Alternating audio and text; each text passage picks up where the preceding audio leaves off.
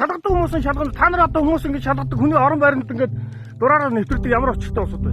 Сүхбаатар аймагт ардчилсан намын хэсэг залуучууд Монгол Ардын намын сонгуулийн багийн байр руу дайрчээ.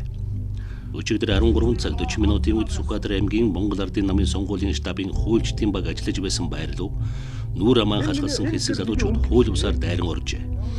Тэд 0407 УБ-с 7062 УБ-Д гэсэн улсын дугаартай машин хөлгөсөн бүх байрын бие бэлдэртэй 10 залуучууд байжээ.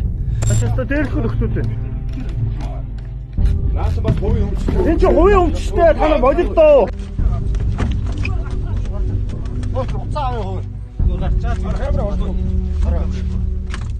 Хиний даалгавраа тэгж явна тодорхой. Тэдгээр залуучууд дээрх байр руу хууль бусаар дайран орж бичлэг хийж ажилтнуудын хил амаар доромжлон мөн зарим нэгэн эд хогшлыг эвдэжээ.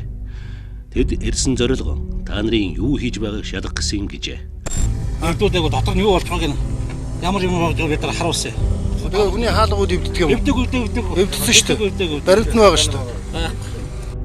Өрсөлдөгчөөн шалгаж байгаа гэд орон байрлал бүдүүлгээр дайран ордог ном журам тийм жишг хаанч байхгүй. Харин Сүхбаатар аймгийн ардчилсан намд л байдаг юм шиг байна. Шалгуулах гээд байгаа бол цагдаа хуулийн байгууллагад хүсэлтэн гаргах ёстой. Шударгаар өрсөлдөхийн оронд иймэрхүү хүч хэрэгэлсэн байдлаар асуудалд ханддаг арчаагүй арга барилаасаа ардчилсан нам салж чадаагүй байгаа юм байна. Энэ аймагт 2008-аас 2016 он хүртэл ардчилсан нам засаглаж байлаа. Дараа нь Монгол Ардын нам ялсан ч орон нутгийн өөрөө удирдах ёсны байгууллагад ардчилсан намын төлөөлөл тооны хувьд тун ойролцоо байлаа. Энэ утгаараа ардчилсан намын нөлөө оролцоо их өшигний араас удирдсан хэвээр шахуу байгаа юм. Тэдний дарамтлах, дарангуйлах замаар асуудлаа шийддэг арга хэмжил одоо ч хэвээрээ байгааг энэ явдал харууллаа. Ардчилсан нам ардчилгүй болсон. 30 жил өнгөрөхөд улс төрийн соёл төлөвшил сууж чадаагүй гэдгийг энэ мэд тулга тойрсон ар шаархан арчаагүй үйлдэлээр харуулад байх юм да өрхийс.